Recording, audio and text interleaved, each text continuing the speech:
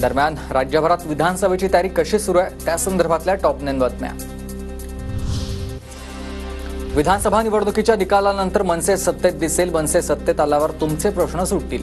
यवतमाळच्या वणीमधील सभेत राज ठाकरेंचं वक्तव्य। वणीतून राजू उंबरकर यांना मनसेकडून विधानसभेची उमेदवारी। मनसेकडून राजू उंबरकर यांची उमेदवारी जाहीर। वणी मतदारसंघातून उंबरकर हे विधानसभा लढवणार। यवतमाळमधून राज ठाकरे यांची घोषणा। दिवाळीनंतर विधानसभेच्या निवडणुका लागण्याची शक्यता। उमेदवारांची चाचपणी करण्यासाठी विदर्भ दौरा आखलाय।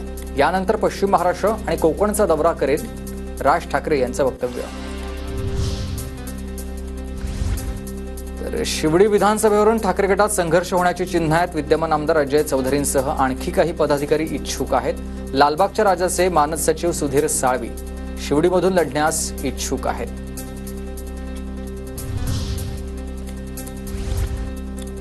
जय पवारांचे बारामतीमधील दौरे वाढले। जय पवारांच्या उमेदवारीबाबत पार्लमेंटरी बोर्ड निर्णय घेईल, दादांचं हे वक्तव्य आहे। बारामतीत जय पवार विरुद्ध युगेंद्र पवार लढतीची राजकीय वर्तुळात चर्चा।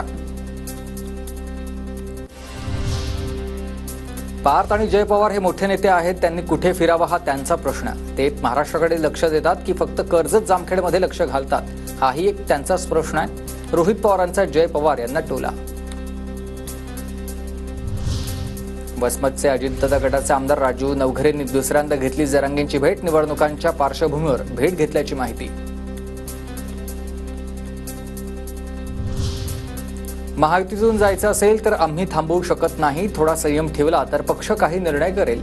हर्षवर्धन पाटलांवरील प्रश्नावर बावनकुळेंचे वक्तव्य।